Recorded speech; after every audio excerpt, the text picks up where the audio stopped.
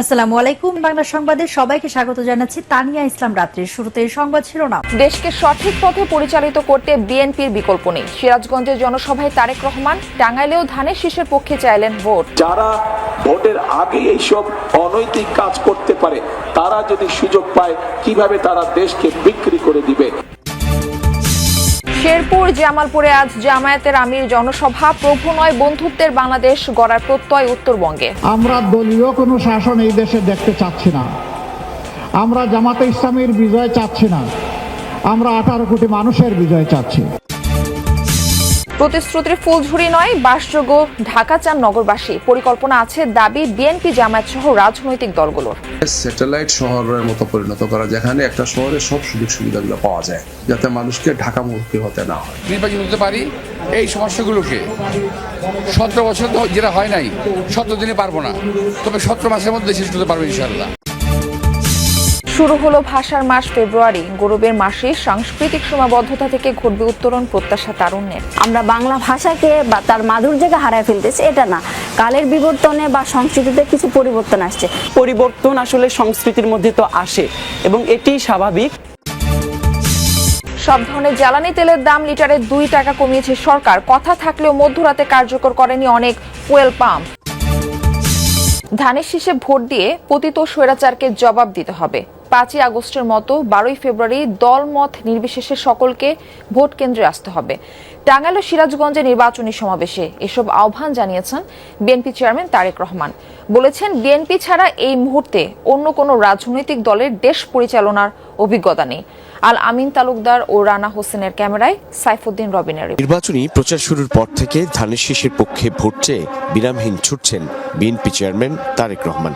দেশের উত্তরাঞ্চলে টানা 3 দিনের নির্বাচনী সমাবেশের সবশেষটি অনুষ্ঠিত হয় ঢাকা টাঙ্গাইল মহাসড়কের ঘারিন্দা বাইপাসে। প্রিয় টাঙ্গাইল জেলাবাসী, যেখানে বক্তব্যে বিএনপি চেয়ারম্যান বলেন, জুলাই অভ্যুত্থানের মধ্য দিয়ে যে পরিবর্তন হয়েছে তা শুধু রাজনৈতিক পরিবর্তন নয়। 12ই ফেব্রুয়ারি হলো মানুষের ভাগ্য পরিবর্তনের নির্বাচন। ভোটের অধিকার গত 16 বছর যাবৎ কেড়ে নেওয়া হয়েছিল। কথা বলার অধিকার কেড়ে নেওয়া হয়েছিল। অর্থনৈতিক স্বাধীনতার অধিকার কেড়ে নেওয়া হয়েছিল। সেই অধিকারকে বাস্তবে রূপ দেওয়ার জন্য ওই মানুষগুলো তাদের জীবনকে উৎসর্গ করেছিল। প্রিয় ভাই বোনেরা, 12 তারিখ সেই দিন হাজির হয়েছে এবং 12 তারিখে আপনারা বাংলাদেশের মানুষের ভাগ্যের পরিবর্তন করতে পারেন সঠিক ব্যক্তির পক্ষে রায় প্রদানের মাধ্যমে। একটি রাজনৈতিক দলের কথা উল্লেখ করে তারেক রহমান বলেন, ক্ষমতায় গেলে তারা দেশ বিক্রি করে দিবে। যারা মা বোন আছে তাদেরকে গিয়ে বিভিন্ন ভাবে তাদের ওই এনআইডি নাম্বার নেওয়ার চেষ্টা করছে, তাদের বিকাশ নাম্বার নেওয়ার চেষ্টা করছে। এরকম যদি কোনো ঘটনা হয়ে থাকে সেই ব্যাপারে মা বোনদেরকে আপনারা সতর্ক করবেন, আপনারা মুরব্বীদেরকে সতর্ক করবেন যে যারা ভোটের আগে এইসব অনৈতিক কাজ করতে পারে তারা যদি সুযোগ পায় কিভাবে তারা দেশকে বিক্রি করে দিবে। যারা জামায়াতকে গুপ্ত সংগঠন বলেন তাদের আয়নায় নিজ চেহারা দেখার আহ্বান জানিয়েছেন জামায়াতের আমির ডাক্তার শফিকুর রহমান। বলেছেন, একটি দল জুলাইকে তাচ্ছিল্য করলেও জনগণের চাপে গণভোটে হ্যার পক্ষে অবস্থান নিয়েছে। শনিবার কুমিল্লা ও কেরানীগঞ্জে আলাদা জনসভায় তিনি এসব কথা বলেন। জানান, দেশবাসী আর একদলীয় শাসন দেখতে চায় না। আজ শেরপুর জামালপুর জনসভা করবেন জামায়াতের আমির। আরো জানাচ্ছেন সহকর্মী ফয়সাল মাহমুদ, ছবি তুলেছেন লুৎফর রহমান। কুমিল্লার 14 গ্রামে জামায়াত ইসলামীর নেতৃত্বাধীন 11 দলীয় জোটের জনসভা। সকাল থেকেই নেতাকর্মীরা যোগ দেন মিছিলে মিছিলে। বেলা বাড়ার সঙ্গে সঙ্গে জনসভাস্থল ছাড়িয়ে জনতার উপস্থিতি পৌঁছায় মহাসড়ক পর্যন্ত। সভায় বিশেষ অতিথি খেলাফত মজলিসের আমির মাওলানা মামুনুল হক, এনসিপির আহ্বায়ক নাহিদ ইসলাম এবং ডাকসুর ভিপি সাদিক কাইম। প্রত্যেকেই ভোট চাইলেন কুমিল্লা 11 আসনের জামায়াত মনোনীত প্রার্থী সৈয়দ আব্দুল্লাহ মোহাম্মদ তাহেরের পক্ষে। এর আগে 2001 সালে এই আসন থেকে এমপি নির্বাচিত হন তাহের। আবারও ভোট চাইলেন এই জনপদের মানুষের কাছে। এমপি কোন দলের প্রতিনিধি নন। আপনি দল করেন, কিন্তু এমপির ভোট দিতে হবে তাকে যিনি সমগ্র মানুষের কল্যাণ করতে পারবে। দল মতের ঊর্ধ্বে উঠে কল্যাণ করতে সক্ষম হব ইনশাআল্লাহ। বাংলাদেশে সরকারকে ক্ষমতায় আসবে, সরকারকে গঠন করবে, তা নির্ধারণ করবে একমাত্র বাংলাদেশের জনগণ। জনসভায় জামায়াতের আমির বলেন, আর কোনো আধিপত্যবাদী গোষ্ঠীকে দেখতে চায় না এদেশের মানুষ। আমরা দলীয় কোনো শাসন এই দেশে দেখতে চাচ্ছি না।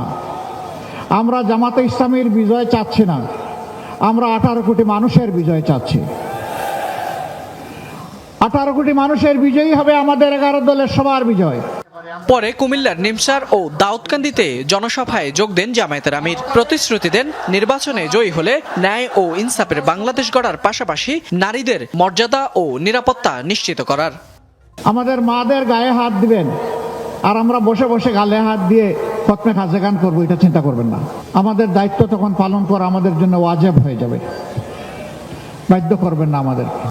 ঢাকায় ফেরার পথে জামায়াতের আমির যোগ দেন কেরানীগঞ্জের জনসভায়। এ সময় যারা অন্যকে গুপ্ত বলেন তাদের আয়নায় নিজের চেহারা দেখার আহ্বান জানান ডাক্তার শফিকুর রহমান।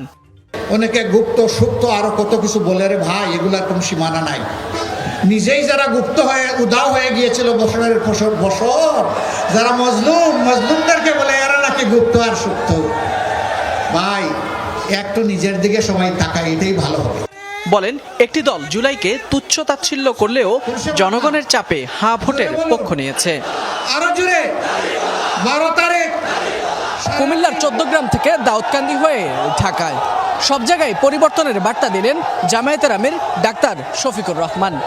আর সেই পরিবর্তনের যাত্রায় অংশী হতে কর্মী, সমর্থক ও সাধারণ মানুষ সবাইকেই দাড়িপাল্লা ও হায়ের পক্ষে ভোট দেওয়ার আহ্বান জানালেন তিনি। তিলোত্তমা ঢাকা একটু কি অপরিচিত শব্দ কানে এলো? আসবেই না বা কেন? যে শহরে নিত্যদিনের সঙ্গী যানজট, গ্যাস সংকট, ধূসর পরিবেশ, সন্ত্রাস, চাঁদাবাজ, সেই নগরী হারিয়েছে তার স্বকীয়তা, ধারণ ক্ষমতা, বাড়িয়েছে হাহাকার আর ভোগান্তি। ঢাকাবাসীর জিজ্ঞাসা, ভোট দিলেই কি পাওয়া যাবে সবুজ, নিরাপদ আর আমার ঢাকা? রাজনৈতিক দলের নেতাদের প্রতিশ্রুতি আস্থা রাখার। বসবাসের ঢাকা গড়া রাতারাতি সম্ভব না হলেও পরিকল্পনা আছে সংকট সমাধানের। আরিফিন শাকিলের প্রতিবেদন। কারো কাছে জাদুর শহর, কারোর কাছে নিজের শহর, কারো রুজি রুটির উৎস। কিন্তু এ শহরকে ভালোবেসেছে কয়জন? স্বাধীনতার পর ডজন ডজন সংসদ সদস্য, মন্ত্রী, মেয়র এ নগরীর দায়িত্ব পেলেও নাগরিক সুবিধার প্রশ্নে জনতার কাঠগড়ায় প্রায় সবাই। বরং দিনে দিনে ঢাকা হারিয়েছে তার ঐতিহ্য, সাংস্কৃতিক চরিত্র। একসময়ের উৎসব পার্বণের নগরীতে মানুষ মেতে থাকত ঘুরি উৎসব, পহেলা বৈশাখ, 6 ঋতুর আনন্দে। আজ সেই নগরীতে সংকুচিত সংস্কৃতি। শুধু তাই নয়, প্রায় 270 বর্গ কিলোমিটারের নগরীর 2 কোটির বেশি মানুষের জন্য নেই খেলার মাঠ, উন্মুক্ত জলাশয়ের। একটি পরিকল্পিত শহরে প্রতি একরে সর্বোচ্চ 100 থেকে 120 জন বসবাস করার কথা থাকলেও ঢাকায় সংখ্যাটা 400 থেকে 500 জন। প্রতিদিন যানজটে নষ্ট হয় 50,000 কর্মঘণ্টা। অল্প বৃষ্টিতে নগরীর সড়কে চালাতে হয় নৌকা। গ্যাস, বিদ্যুৎ, পানির সংকট তো নিত্যদিনের। নাগরিক সুবিধা যেন সেই প্রবাদের মতো কাজীর গরু কেতাবে আছে, গোয়ালে নেই।